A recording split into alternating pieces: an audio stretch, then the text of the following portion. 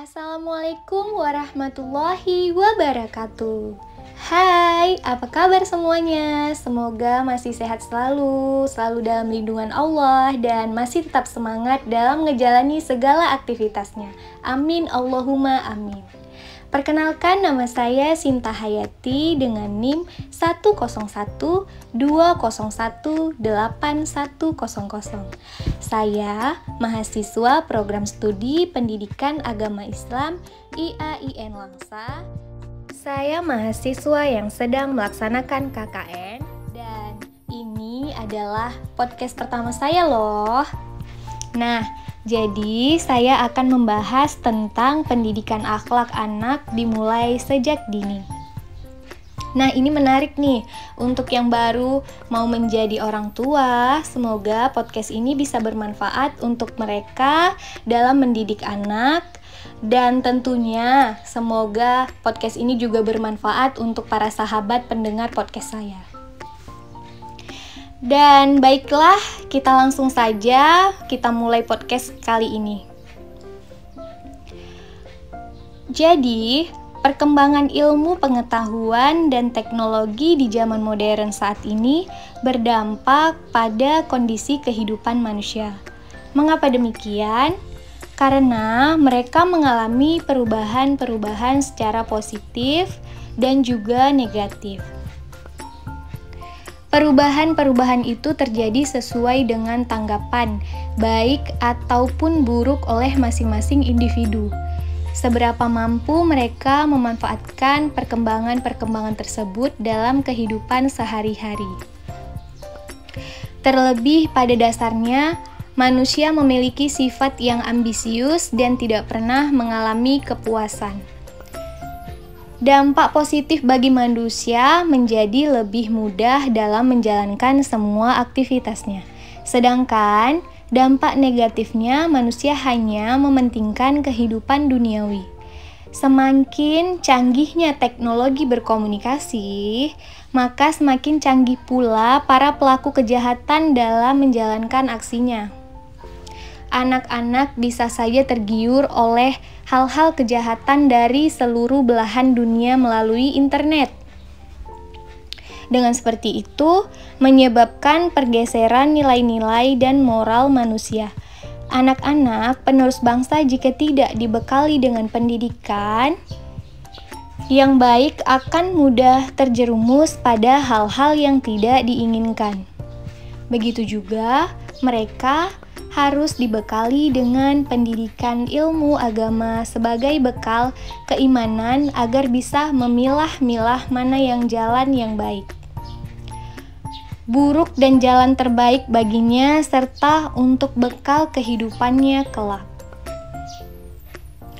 Pendidikan Islam juga mempunyai tujuan. Tujuan pendidikan Islam adalah mendidik jiwa dan akhlak manusia. Oleh karena itu, pendidikan agama erat kaitannya dengan pendidikan akhlak. Pada dasarnya, apa yang dianggap baik dalam akhlak itu dianggap baik pula oleh agama. Dan yang dianggap buruk dalam akhlak itu adalah yang dianggap buruk juga dalam agama. Manusia tanpa akhlak tidak akan ada artinya apa-apa. Maka pendidikan akhlak harus diajarkan pada anak-anak sejak dini. Dengan pendidikan akhlak yang diterapkan, anak akan menjadi manusia yang bermoral dan bernilai segala perilakunya. Jika saja seseorang tidak memiliki akhlak, bukan hanya kehidupannya yang berantakan, tetapi juga sulit bertanggung jawab pada masa depannya.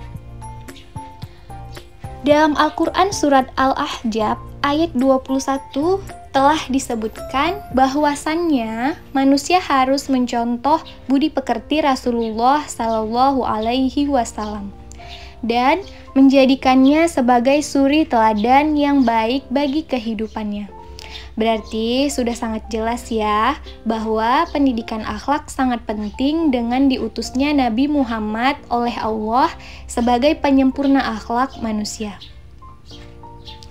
Manusia dilahirkan sebagai makhluk Allah dengan bekal potensi akal agar menjadi manusia yang berpendidikan dan juga berakhlak mulia.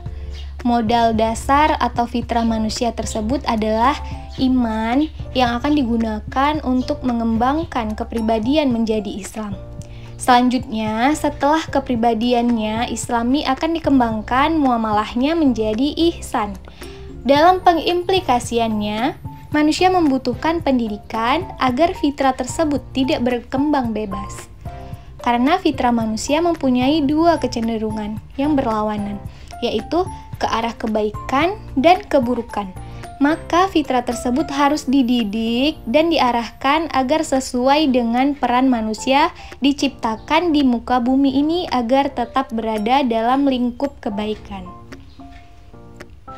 Pendidikan merupakan kunci utama terhadap kesuksesan pendidikan.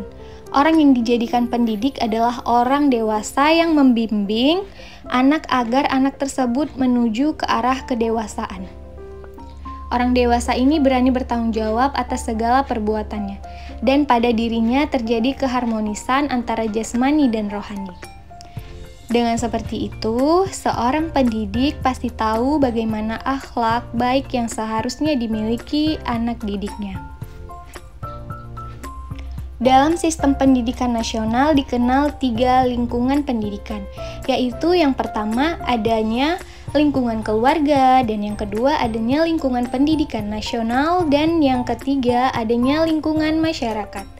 Lingkungan tersebut merupakan wahana anak didik mengembangkan potensi dirinya melalui proses pendidikan. Dan di antara cara yang digunakan untuk menanamkan nilai-nilai akhlak terhadap anak, di antaranya dalam lingkungan keluarga, lembaga-lembaga formal seperti sekolah, dan juga di lembaga-lembaga non-formal, dan lingkungan masyarakat. Dalam upaya melakukan pembentukan karakter atau akhlak, harus dimulai dari membangun potensi nilai-nilai spiritual, membangkitkan kecerdasan emosional dan kecerdasan intelektual yang sudah diberikan Tuhan sebagai fitrah manusia sejak lahir melalui pendidikan yang utuh bagi anak. Pendidikan karakter harus dilaksanakan sejak usia dini, karena usia dini merupakan periode perkembangan yang sangat penting dalam kehidupan manusia.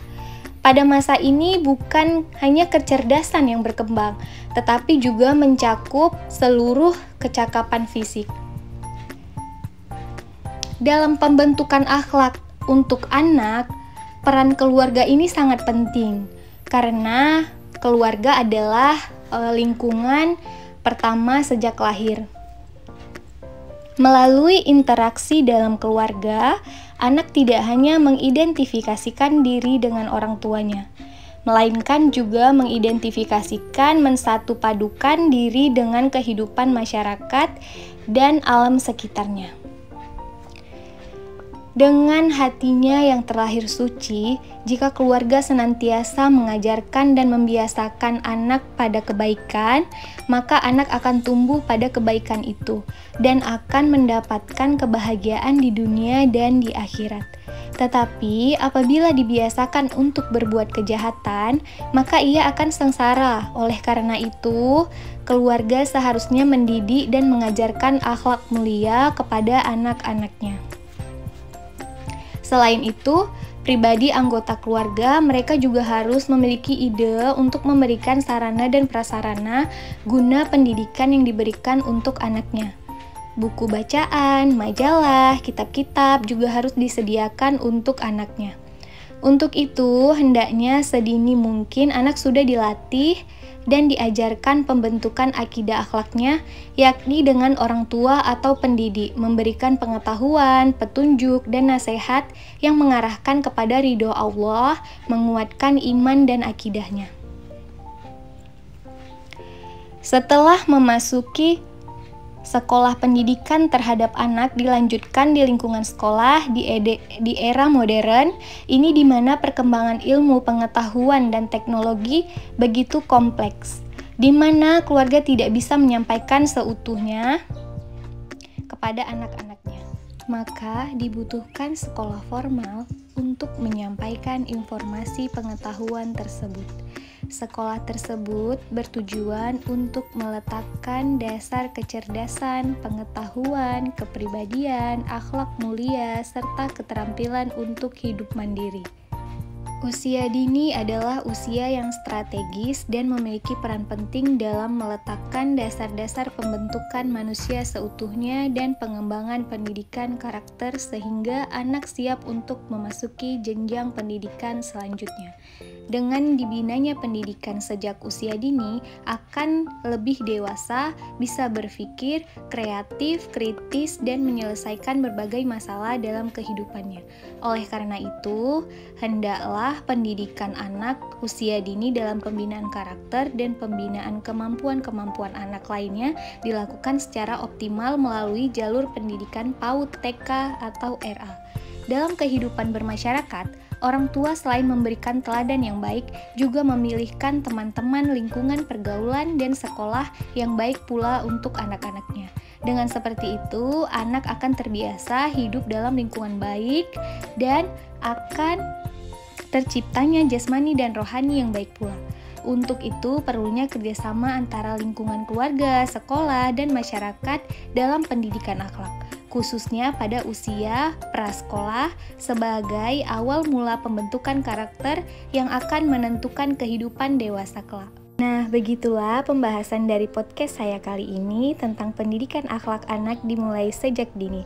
Semoga bermanfaat untuk sahabat-sahabat semuanya ya, maupun pendengar lainnya.